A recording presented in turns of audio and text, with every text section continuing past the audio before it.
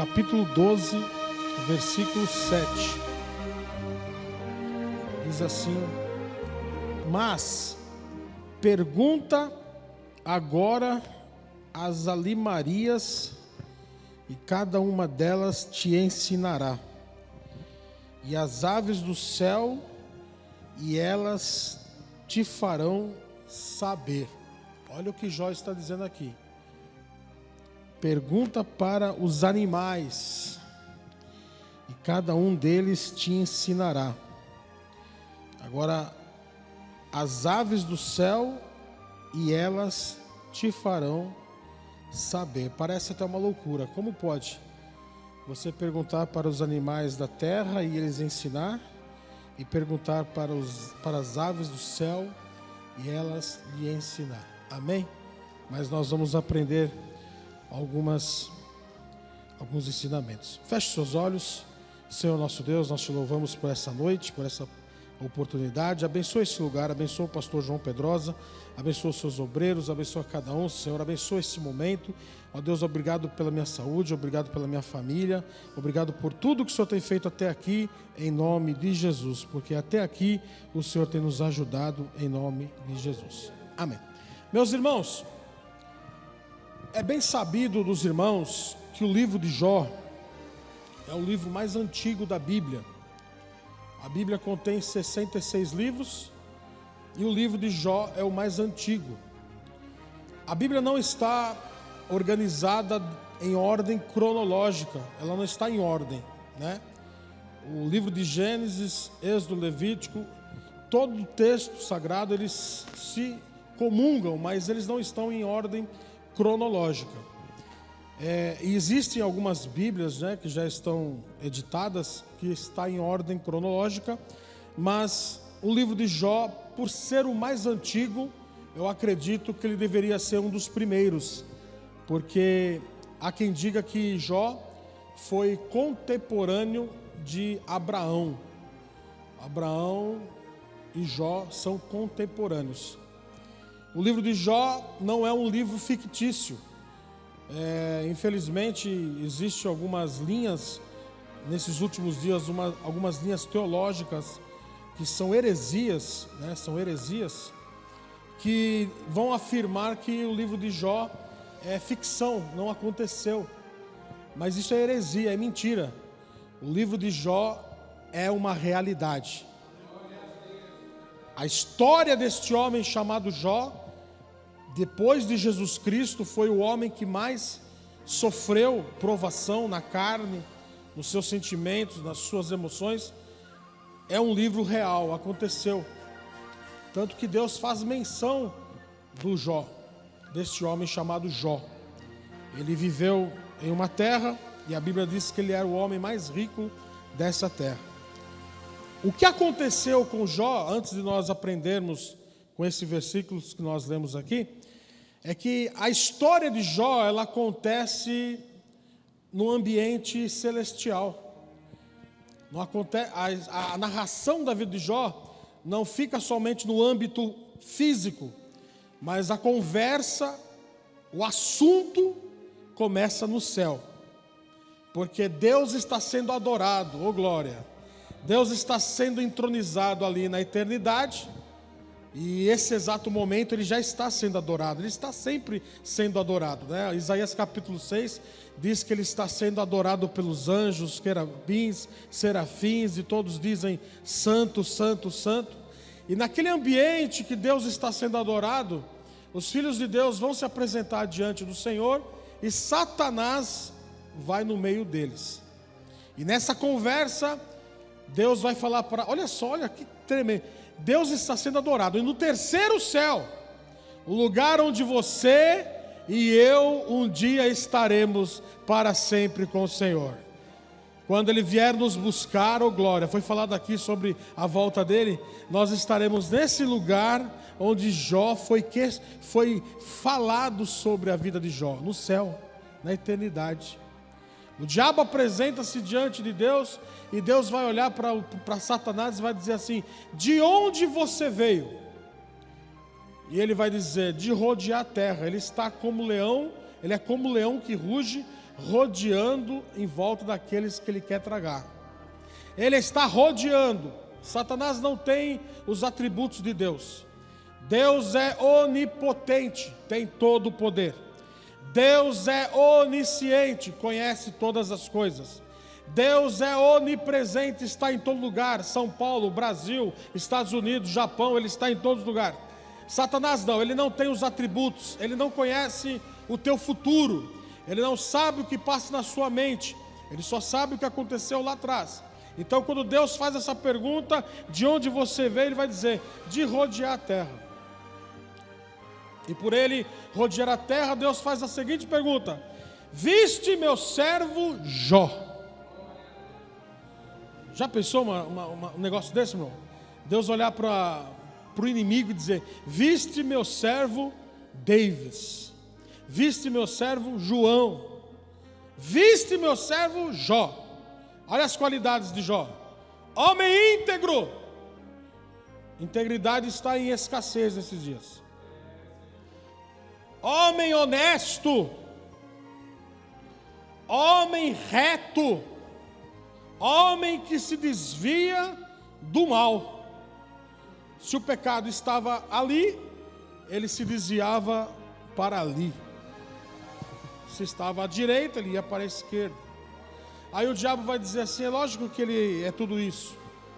Você tem dado tudo para ele tem tudo, ele é abençoado. Ele tem boi, ele tem gado. Porque não é assim, as pessoas, elas muitas vezes adoram a Deus só quando tem as coisas, né?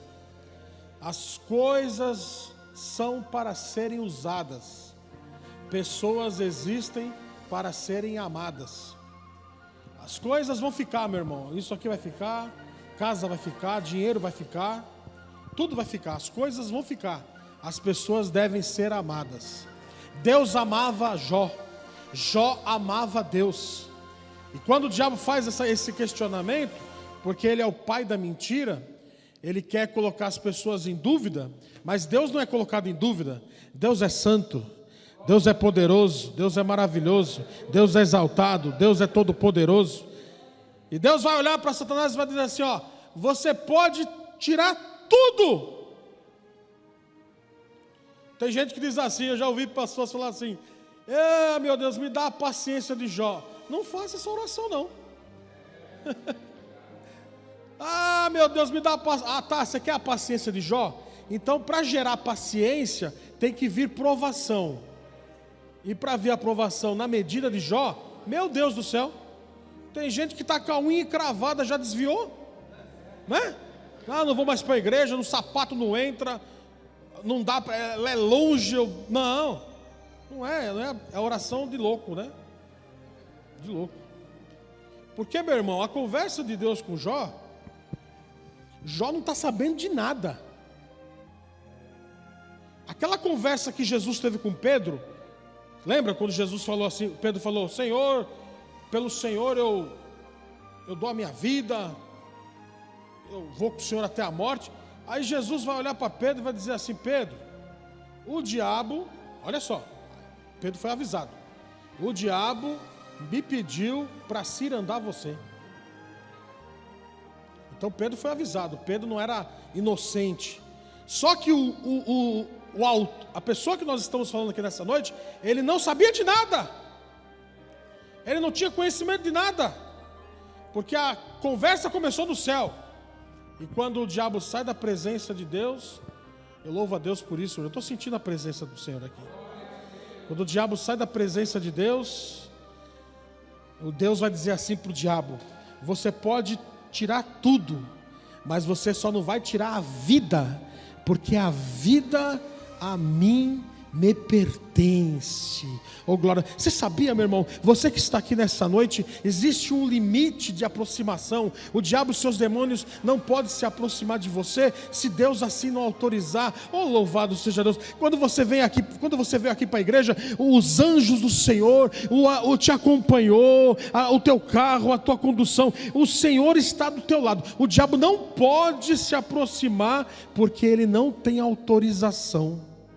Por isso que ele nos odeia, não é verdade? Ele não pode, não tem autorização e não pode se chegar perto. É lógico que tem momento, eu sinto muito isso, às vezes eu estou na oração e eu sinto aquela opressão. A opressão é bem diferente. Ele está de longe, lançando suas setas malignas, né? Mas tocar ele não pode tocar. Glória a Deus, nós estamos guardados pelo nosso Senhor e Salvador Jesus Cristo. Oh, glória a Deus.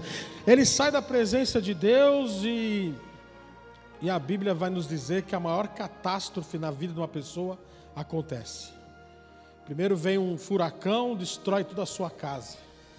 Meu irmão, quando você tem as coisas, as pessoas querem ficar perto de você. Amigo fica perto de você, pseudos amigos, né? Parente fica perto de você, pessoas da família, eu quero estar na tua casa, mas deixa você perder alguma coisa, todo mundo desaparece, mas vai ficar os verdadeiros amigos. Mas eu quero falar nessa noite, existe um amigo que nunca nos abandona. Ele não me abandona. Ele não me abandona quando eu estou bem. Ele não me abandona quando eu estou mal. Sabe aquele dia que você acorda amargo, azedo, você não quer falar com ninguém? Ele não te abandona. Sabe aquele dia que você está feliz? Ele não te abandona. Ele é fiel e verdadeiro e não nos abandona. Aí o diabo foi lá e tocou, arrancou camelo, arrancou boi, arrancou casa, derrubou patrimônio, né? Derrubou as plantações, colocou fogo nas plantações. E eu vou dizer um negócio aqui, meu irmão, que eu tenho certeza que você vai concordar comigo, porque coisas você trabalha e consegue novamente. Talvez você não vai conseguir tudo que você perdeu, mas aos poucos você consegue. Porque é tão bom, né, irmão? Você ter uma casa para você morar, comida para comer, uma cama, né, para você dormir. Isso aí já é uma grande bênção. Mas Deus pode dar você ser restituído. Mas filhos são insubstituíveis. Jó perdeu todos os filhos. Hoje de manhã foi um irmão da igreja faleceu, foi enterrado hoje de manhã, deixou a esposa, deixou a filha, os filhos, o filho, né? Esses últimos 3 anos, tantas pessoas morreram, são insubstituíveis, nunca mais vai ser recuperado. Jó perdeu os filhos, numa só semana ele enterrou os seus filhos, voltou do cemitério depois de enterrar todos os seus filhos. E muitas vezes eu até critiquei a mulher de Jó, porque que mulher não vai falar isso? Né? Eu tenho 3 filhos, eu preciso ser bravo em casa, porque a minha esposa é bem boazinha, né? Então, como os meus filhos sabem que ela é boazinha, eles aproveitam, então eu tenho que ser bravo. Mas é o lado da mãe. A mãe tem um lado diferente do pai. Por isso que o casamento é uma bênção, né? O pai tem um lado que a mãe não tem, e a mãe tem um lado que o pai não tem. Na verdade, o pai foi criado para ser provedor. A mãe a mãe é coisa linda, né? Aí a mulher de Ló vai falar, aí Jó vai, a mulher de Ló, estou falando de Ló, a mulher de Jó vai olhar para Jó e vai dizer assim, e Jó pegou uma doença da cabeça até os pés, feridas, né? E lá no meio do livro, os seus amigos vão colocar a mão assim no nariz, vai dizer assim, Jó, você está fedendo, Jó. Estava puro pus, pura ferida. Jó, confessa o seu pecado e morre, Jó. A mulher de Jó vai chegar para Jó e vai dizer assim, Jó, amaldiçoa o teu Deus e morre. Aí, o maior avivamento do Velho Testamento. Sim, é o maior avivamento. A maior palavra de avivamento do Velho Testamento. Jó vai pegar o caco de telha que está se raspando. Já viu gente se coçando? Ele está se coçando, está se raspando.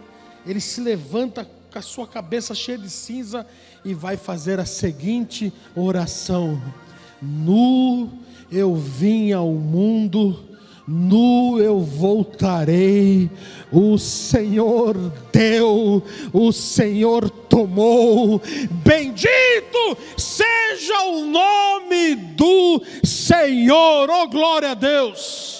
Sabe de uma coisa, meu irmão? Nós estamos aqui comemorando 10 anos, e glória a Deus por isso, mas se Deus quiser, Ele vai continuar abençoando essa igreja. Se Deus não quiser, Ele pode fazer o que Ele quiser. É Ele que abençoa, é Ele que humilha, é Ele que honra, é Ele que levanta, é Ele que enriquece, é Ele que empobrece, é Ele que abre a porta, é Ele que fecha a porta. Louvado seja o nome do Senhor. E se você ler o livro de Jó, você vai ficar impressionado, porque o que esse homem passou. Eu congrego ali na Vila Diva, e como os irmãos sabem, a maioria das igrejas fecharam na pandemia, a maioria, né? A maioria. E os cultos, a maioria foram feitos pela internet, pela live. O nosso pastor morreu. Nosso pastor pegou Covid, em questão de 20 dias ele morreu. Muitos irmãos morreram, mas o nosso pastor, que era nosso pai, nosso amigo, nosso, né, tudo, né? Deus recolheu. Eu acreditava que depois da pandemia as igrejas iriam estar diferentes, mas eu me enganei, irmãos. Muitas igrejas ficaram até pior. Eu ficava pensando, poxa vida, quando abrir as portas, vai ser igual o Saldão lá da Vila Prudente, da Moca, lá do Brás, né? Quando você abre a porta, todo mundo vai vir correndo. Queremos adorar a Deus, queremos glória. Não, foi diferente. Hoje as pessoas estão pior, e não estão passando nem 1% que Jó passou. Meu Deus, em nome de Jesus, eu quero fazer uma oração nessa noite, a mesma oração de Abacuque. Aviva, Senhor, a tua obra no meio dos anos. Aviva, Senhor. Mas glória a Deus que você está aqui nessa noite. E eu tenho certeza, meu irmão, que nós somos a geração que vai ser arrebatada e vai voltar para o céu. Aleluia. Eu sei disso, meu irmão. Nós somos essa geração. Aí Jó vai... Nós vamos agora nos ater a esse versículo. Jó, ele vai falar o seguinte: olha, pergunta para os animais e eles vão te ensinar. Pergunta para as aves do céu e elas te ensinarão. Eu sei que tem gente que conversa com bicho, eu sei. Minha mãe conversava com planta, com cachorro, né? Eu tenho calopsitas lá em casa. Nossa, como eu gosto daqueles passarinhos. E eles me entendem, eu converso com eles e me entendem, né? Do lado da minha casa tem um vizinho que tem um cachorro. Eu falo assim para ele: Thor, espera um pouquinho, que eu vou lá dentro pegar a sua comidinha. E ele fica me esperando. Eles entendem, irmão. Negócio extraordinário. Jó está dizendo assim, ó: pergunta para as aves do céu, e elas vão ser a sua professora. O que é que nós aprendemos nessa noite, rapidamente, com as aves do céu? Então, eu anotei algumas aves aqui, não vamos falar sobre todas, mas nós aprendemos primeiro com as andorinhas. Vamos lá? Salmo número 84. Olha só o que nós aprendemos com as andorinhas. Jó está dizendo assim, ó: olha para as aves do céu e elas te ensinarão. Vamos ouvir o que diz o Salmo 84. Diz assim, não é Salmo de Davi, é Salmo de Asaf, é Salmo dos filhos de Corá, mas olha o que vai dizer o Salmo 84. Quão amáveis são os teus tabernáculos, Senhor dos exércitos. A minha alma está anelante e desfalece pelos átrios do Senhor. Não é Davi, é os filhos de Corá. O meu coração e a minha carne clamam pelo Deus vivo. Eu estou clamando. A minha carne deseja o Deus vivo. A versículo 3. Os filhos de Corá, presta atenção, eles demoravam 6 meses para poder ter a oportunidade de ir até o santuário. E eles não entravam, porque só entrava o sumo sacerdote. Mas eles chegavam ali no átrio, nas escadarias, por isso que chama Cântico dos Degraus. Eles subiam os degraus para adorar a Deus. Demorava 6 meses para eles ter outra oportunidade. Era mais de 70 sacerdotes e era dezenas e centenas de levitas para adorar a Deus. Os filhos de Corá vão dizer assim, ó, eu tô com inveja. Olha só, versículo 3: até o pardal encontrou casa, e a andorinha ninho para si, para a sua prole, junto dos teus altares, Senhor dos exércitos, Rei meu e Deus meu. Bem-aventurados que habitam em tua casa, louvar-te-ão continuamente. Então, quando os filhos de Corá, eles iam na casa do Senhor. Onde que ficava a casa do Senhor? A casa do Senhor ficava em Jerusalém. O templo feito por Salomão, o templo depois destruído, o templo de Salomão, o templo de Herodes. Então, quando eles iam para o templo, eles olhavam para dentro do templo e eles notavam que os pardais já estavam ali em cima do telhado do templo. A andorinha fazia os seus ninhos no forro do templo. Aí os filhos de Corá vão dizer assim: olha, até o pardal, eu tenho que esperar 6 meses para ir adorar a Deus, mas até o pardal já encontrou um lugarzinho para adorar a Deus. Oh glória, você nunca vai ver pardal com depressão, meu irmão, né? Com síndrome do pânico, com essas doenças que tem aí fora aí. Eles já acordam adorando a Deus. Síndrome do pânico, né?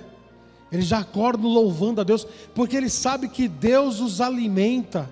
E Jesus vai dizer assim, ó: olhai para as aves do céu, que não plantam, não cegam, não ajuntam em celeiro, mas o vosso Pai Celestial as alimenta. Louvado seja o nome do Senhor. Oh meu irmão, se Deus cuida dos pardais, se Deus cuida das andorinhas, Deus manda essa palavra aqui nessa noite: eu cuido da tua casa, eu cuido da tua família, eu cuido de você, porque se eu cuido dos pardais, que não tem valor nenhum, ninguém compra pardal, o pardal está tudo solto, eu cuido de você também, né? Glória a Deus. Olha só, os filhos de Corá, ele olha para o templo e diz assim: olha só, o pardal encontrou casa, e a andorinha ninho para si. Oh meu irmão, que coisa linda, junto dos teus altares. Agora olha só o Salmo 26, que agora é Davi dizendo isso. Salmo 26, verso 8. Olha só o que Davi vai dizer aqui no verso 8. Salmo 26, verso 8. Senhor, eu tenho amado a habitação da sua casa, e o lugar onde permanece a tua glória. Olha o que Davi está dizendo: Senhor, eu tenho amado o que? A tua casa, o lugar onde permanece a tua glória. Então você entende, os pássaros eles querem estar ali no templo, os filhos de Corá vão sentir inveja, e Davi vai dizer assim, ó: eu quero estar na tua casa, onde habita a sua glória. Sabe o que significa a palavra glória? Glória significa face de Deus. Sabe o que nos fortalece, meu irmão? É a glória de Deus. Sabe o que faz essa igreja estar aberta há 10 anos? O pastor estava comentando, né, os valores, a cidade que é difícil. É a glória de Deus, é a presença de Deus, é a unção de Deus, é o que nos dá força, meu irmão, para levantarmos, trabalharmos e sentir vontade de estar na igreja para adorar a face e a glória de Deus. Davi vai dizer assim: Senhor, eu prefiro estar ali na porta, eu prefiro estar ali, lá na porta onde ninguém está me vendo, do que estar em outros 1000 lugares, né? E, graças a Deus, a tecnologia deu essa condição de mesmo na pandemia os cultos serem transmitidos. E existe, meu irmão, um movimento aí fora dos desigrejados. Eles dizem assim: para que ir para a igreja? Para que congregar? Para que estar no culto? Lá tem gente, tem problema. Diz isso. Eu faço minha oferta pelo Pix, pelo QR Code, tá bom. Não, irmão. Não. É bom se você estiver doente, não tem como vir para a igreja, tudo bem, aí é diferente. Mas bom é estar na igreja. Aleluia. Bom é estar no meio do povo. Bom é estar adorando a Deus, aleluia. Quantas vezes, meu irmão, quantas vezes eu vim para a igreja cansado, abatido. Eu não era nem obreiro, não era nada, eu era apenas um moço que estava vindo para a igreja com 17 anos. Eu vinha para a igreja triste, angustiado, sentava lá no fundo e abaixava a cabeça, aí o louvor adorava a Deus, oh glória, os irmãos adoravam com o coral, aí quando vinha o pregador, Deus enchia o pregador do Espírito Santo, e ele pregava uma palavra de autoridade, e aquela palavra começava a falar comigo, mas eu estava lá, perto do altar, na casa do Senhor, e Deus falava, e eu me levantava, e voltava fortalecido. Oh meu irmão, lugar bom é aqui na casa do Senhor, lugar de adorar é aqui na casa do Senhor. Nós precisamos estar na casa do Senhor. Oh glória, eu quero estar na casa do Senhor, aleluia, aleluia. Quantos irmãos queriam estar aqui, não podem estar, outros estão internados na UTI. Você tem um pulmão que está limpo, sem doença, adore a Deus, levante a sua mão, glorifique a Ele, porque estamos na casa do Senhor.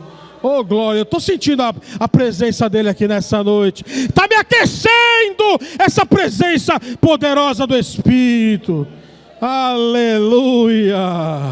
Oh glória. Bom é estar aqui, meu irmão.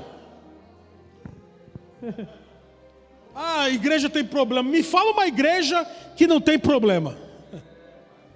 Aí você vai conversar com o desengrejado. Pastor é tudo. Não é tudo igual não. Tem canalhas e tem homens de Deus. Então você vai falar que toda açougueira é canalha? Não. Tem açougueiro que é canalha, mas tem açougueiro que é profissional. Padeiro, ferramenteiro, taxista. Não, mentira. O meu pastor é homem de Deus. Pastor lá da igreja, o pastor que faleceu, homem de Deus. São homens íntegros, aleluia. Eu não vou porque toda igreja tem problema. Então olha, o dia que você entrar numa igreja que não tem problema, essa igreja vai começar a ter problema, porque você é o problema. Não tem esse negócio de igreja perfeita, não tem. Aleluia. Qual que é a igreja perfeita, irmão? É a igreja lá de Jerusalém, a igreja universal dos santos lavados no sangue do Cordeiro, onde um dia estaremos para sempre, exaltado seja o nome do Senhor. Aleluia. Outra curiosidade que eu aprendo com as andorinhas é que elas fazem os seus ninhos em lugares altos. Aqui em São Paulo não tem isso, né? São Paulo, no caso dos irmãos São Caetano, né? Eu moro em São Paulo, né? Todas as casas têm estuque, né? Laje. Mas eu já viajei para o interior, né? A maioria das casas do interior não tem estuque, é aquelas madeiras, né? Então você vê muitos ninhos, né? Ninho de pomba, ninho de pardal. Por quê? Eles gostam de fazer os seus ninhos bem perto do telhado, porque durante o dia o sol é quente e eles botam os seus ovos e ali fica aquecido, e à noite é muito frio, então eles ficam lá chocando, e eles gostam porque ali não vai os predadores, né, os animais, para comer os seus ovos. Eles querem estar em um lugar onde tem calor, e aonde tem calor é a casa do Senhor, é o altar de Deus. Oh glória, é a presença do Senhor, porque a glória de Deus me aquece. Aleluia, aleluia, né? Moisés não disse isso para Deus? Senhor, mostra-me a tua glória. Aí Deus falou: não, se eu mostrar se eu mostrar a minha glória, você é fulminado, rapaz. A gente não pode ver a glória, a gente sente umas vírgulas da glória de Deus. Eu estou lá sozinho em casa, eu sinto uma vontade de subir na parede, sinto uma vontade de sair correndo. É a presença de Deus. Agora a glória, a essência, não, de forma alguma, Moisés. Mas como você é meu amigo, eu vou abrir uma exceção para você. Então vai ser assim: eu vou passar na fenda da rocha, e quando eu passar, oh glória a Deus, você vai me ver pelas costas.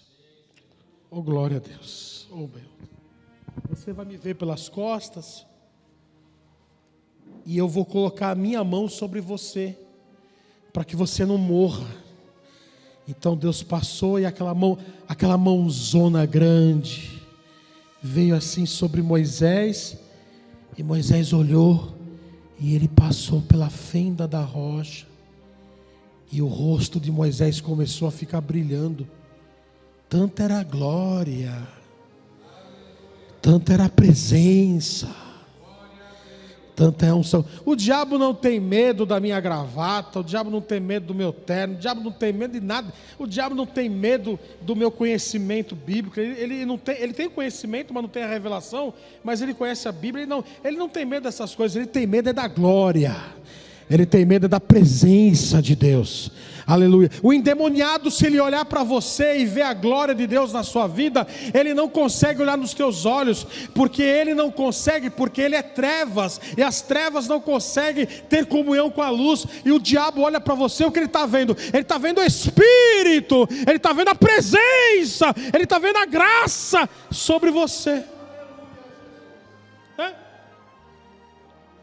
Existe uma igreja, ela fica ali na Liberdade, lá no centro de São Paulo, chama Assembleia de Deus Nipo Brasileira. Lá o pastor, por muitos anos, foi o pastor Fernando Takayama. Ele é irmão do Idecaso Takayama. Hoje o Fernando Takayama já morreu, não está mais vivo. Mas eu lembro de um testemunho do pastor Fernando Takayama. É uma igreja muito grande, fica bem no centro da Liberdade. A igreja é um cinema enorme. Então tem muita gente, e o pastor lá, a igreja pequena, você tem mais contato e consegue saber os irmãos que não veem, né? Aí tem gente que fala assim: meu pastor é chato. Não é chato não, ele é pastor. Ele é pastor. Pastor, ele tem cajado na mão e vara na outra mão. Cajado é para puxar e a vara é para dar uns toquinhos na cabeça, né? Que tem uns irmãos que tem a cabeça dura, né? Então vai com a vara assim, tuc, tuc, 10, 20, tem... E está faltando a 21ª. Aí ele vai lá e tuc, bate na porta, né? Então o Fernando Takayama, um dia ele contou testemunho que o irmãozinho sumiu da igreja. Sumiu, desapareceu. Tem uns irmãos que somem, né? Você pode ver, o irmão quando não tem carro, ele vem de bicicleta, ele vem de ônibus, vem de trem. Deus abre a porta, começa a ganhar dinheiro, compra um carro novo, some da igreja. Compra casa na praia, some da igreja. Então o irmãozinho sumiu da igreja. Aí passou mais de 5 meses, ele apareceu de novo, todo arrebentado, todo machucado, né? Cheio de carrapicho. Aí ele esperou o culto acabar, foi lá para o pastor Takayama. Pastor, eu queria falar com o irmão.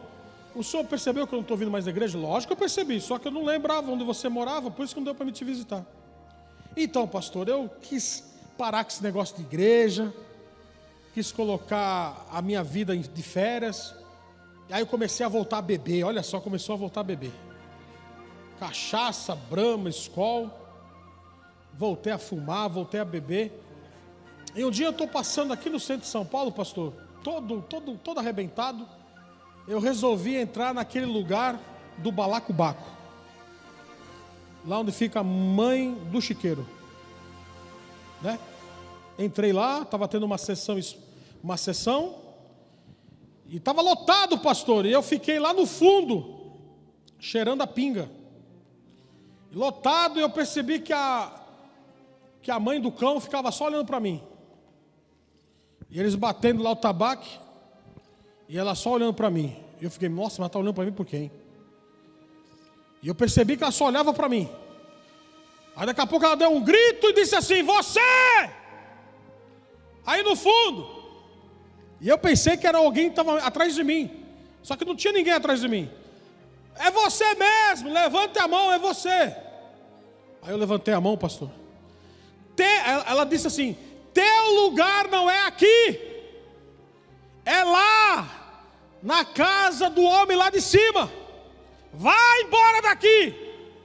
Porque desde a hora que você entrou, os guias não querem descer.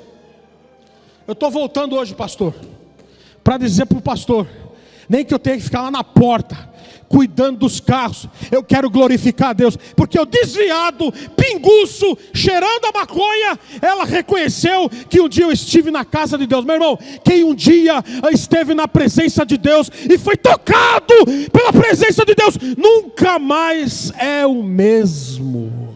Oh, glória a Deus. Eu estou sentindo a presença de Deus aqui nessa noite. Meu irmão, você está aqui nessa noite, não sai da presença de Deus, fica na presença, porque na presença Deus vai te abençoar. Amém? Eu estou fraquinho. É melhor fraquinho dentro da casa do Senhor do que fraquinho no inferno. E está firme até hoje. Aleluia, porque essa presença nos aquece, meu irmão. Amém? Amém. Você vê, o diabo conhece até quem é desviado. E eu tenho um ministério de encontrar gente fazendo coisa errada, irmão. Meu Deus, um tempo atrás eu fui com a minha esposa numa adega comprar um suco de uva. Aí eu encontro o irmão lá dentro da adega tomando cachaça. Aí o irmão me viu, quase engoliu a garrafa de cachaça. eu só tinha o Davi era bem pequeno. Aí o irmão viu assim, não, era cerveja, né? Aquela, dentro do isopor. Ele falou: pelo amor de Deus, não conta para o pastor. Olha só. Tem medo do pastor, mas não tem medo daquele que tem os olhos de fogo e vê tudo. Oh, glória, aleluia, né? E tem outros que, né, vai na igreja, aí você sabe que vai na igreja, mas não tem como, pecado não tem como esconder, né? Aí está fumando na rua e vê você passando, põe o cigarro para trás. A fumaça sobe, não adianta, ela não desce, né? É melhor estar na casa do Senhor. Oh, glória a Deus. Aqui o sangue te purifica. Se você está aqui hoje nessa noite, aleluia, Deus pode te fortalecer, aleluia, te purificar.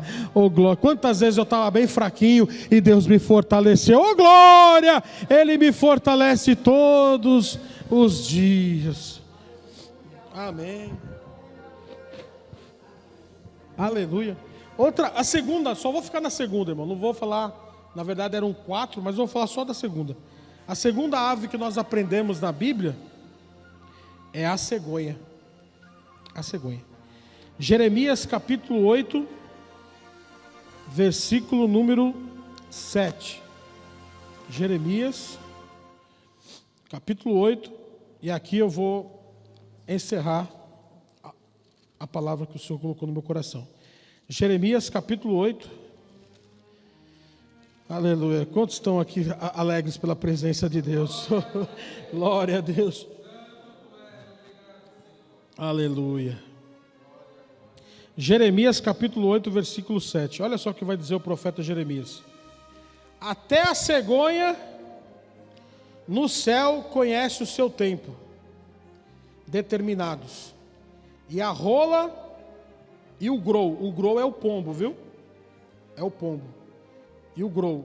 E a andorinha observa o tempo da sua ribação. Mas o meu povo não conhece o juízo do Senhor. A cegonha, meu irmão, olha só, nós, para entendermos e já encerrarmos aqui.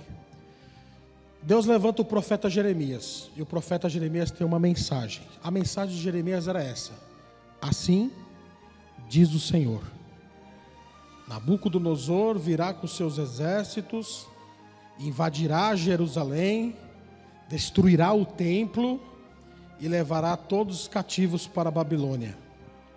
O salmo que foi lido aqui, Salmo 126, é o cumprimento da profecia de Jeremias, porque vai dizer assim, ó, junto aos teus rios, nós nos lembramos de Sião. E Jeremias está dizendo assim, olha, vocês vão ser levados, não resistam, porque vocês vão ser levados para a Babilônia. Qual que era o pecado de Babilônia? Qual que era o pecado de Israel? Qual que era o pecado de Judá? Idolatria. Eles adoravam a Moloque, eles adoravam a Astarote, eles adoravam aos deuses estranhos, eles adoravam a Baal. E Deus vai precisar purificar, porque quando Deus quer purificar, Ele leva o seu povo para o caminho da provação. Então fiquem em paz, olha, Nabucodonosor vai vir, vocês não resistam, mas vocês serão poupados da morte. Aí levanta os profetas falsos, porque está cheio de gente que dá valor para profeta falso e não dá valor para o profeta da casa, que é o pastor. Porque o que é profeta? Profeta é aquele que transmite a palavra de Deus, não essas profetadas que tem por aí, que é tudo baboseira. E tem gente que gosta dessas baboseiras. Vai dar chave, nunca dá chave. A chave nunca chega e não tem a fechadura para abrir com a chave. Deus está, que chave que é, irmão? Quando Deus quiser te dar a chave, Ele conhece o teu endereço, o teu RG, o teu CPF e o teu Pix também. Então, os profetas falsos chegavam para o rei e diziam assim, mentira, Babilônia não virá não. Aí o rei vai dizer, Jeremias, você só profetiza coisa ruim. Aí pegava Jeremias, ó, calabouço. E o seu colega ajuntava panos em panos e tirava Jeremias do calabouço. E o rei dizia assim, se você voltar a profetizar coisa ruim para mim, você vai voltar para o calabouço. Meu irmão, é melhor ficar com a verdade e ir para o céu, do que ficar com a mentira e ir para o inferno. Aí Jeremias sai do calabouço e vai dizer assim, as misericórdias do Senhor são a causa de não sermos consumidos. Aí ele vai citar esse versículo, a cegonha, pregando, ele está pregando, cegonha do céu, conhece o seu tempo determinado. Por quê, meu irmão? Olha, para nós encerrarmos, a cegonha, ela não é uma ave natural de países tropicais, como o Brasil, não é. Ela é de regiões frias, regiões distantes. Quando ela viaja, né, por isso que muita gente acreditava que a cegonha que trazia o bebezinho, né? Mentira, né? Minha mãe falava, foi a cegonha que trouxe você. Eu ficava pensando, mas que cegonha, que eu nunca vi essa cegonha. Porque ela não é natural do Brasil, né? Só que ela tem um instinto, e aqui eu encerro a mensagem. Ela tem um instinto na sua cabeça, que foi Deus que deu. Foi Deus. Que quando chega a estação dela ter que voltar para a sua terra natal, ela levanta voo. Então ela sabe, determinado tempo, da época do ano, eu vou ter que me levantar dessa terra, aqui eu estou comendo, aqui eu estou feliz, mas eu vou ter que levantar, voltar para a minha terra, e lá eu vou acasalar, vou botar, vou chocar, e vou cuidar dos meus filhotes. Aí Jeremias vai dizer assim, ó, Israel, a cegonha conhece o tempo da sua... A cegonha conhece os seus tempos determinados, e a rola e a andorinha observa o tempo da sua arribação, o tempo de levantar voo. Mas o meu povo não conhece o juízo de Deus. Meu irmão, e aqui eu faço uma pergunta: que tempo que nós estamos vivendo? Que tempo que nós estamos vivendo? Eu vou dizer o tempo que nós estamos vivendo. 2 Timóteo capítulo 3, versículo 1. Aleluia. 2 Timóteo capítulo 3, versículo 1. Olha o tempo que nós estamos vivendo. Capítulo 3, versículo 1. Sabe, porém, isto, que nos últimos dias, olha só, últimos dias, sobrevirão tempos trabalhosos, porque haverá homens amantes de si mesmo. Tem homem amante de si mesmo nesses dias? Homens amantes de si mesmo, avarento, presunçosos, soberbos, blasfemos, desobedientes a pais e mães, ingratos, profanos, sem afeto natural, irreconciliáveis, caluniadores, incontinentes, cruéis, sem amor para com os outros, traidores, obstinados, orgulhosos, mais amigos dos deleites do que amigos de Deus, tendo aparência de piedade, mas negando a eficácia dela. Destes afasta-te. Paulo está dizendo isso para Timóteo, que nos últimos dias haveriam homens com essas características, mas a cegonha sabe o tempo da sua ribação. Meu irmão, a igreja vai levantar voo. Aleluia. Eu não estou entendendo o que você está falando. Eu vou te explicar. Os que morreram em Cristo ressuscitarão primeiro. Os que ficarem vivos, e eu faço parte dessa geração que vai ficar vivo. Eu não vou morrer não, eu não vou morrer, eu vou estar vivo no dia do arrebatamento. E os que estiverem vivos subirão, serão arrebatados e estarão com o Senhor para sempre, para sempre. Aleluia, amém. Paulo vai dizer assim, eis que vos digo um mistério, nem todos dormiremos, mas seremos transformados num piscar de olhos. Aleluia, aleluia, aleluia.